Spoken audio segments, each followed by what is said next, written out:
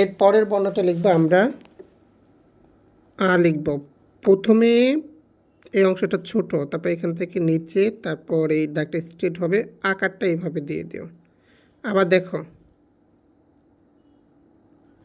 তয়ের মতো করে প্রথমে অ করবে, এই জায়গা থেকে এইভাবে করবে, ঠিক আছে?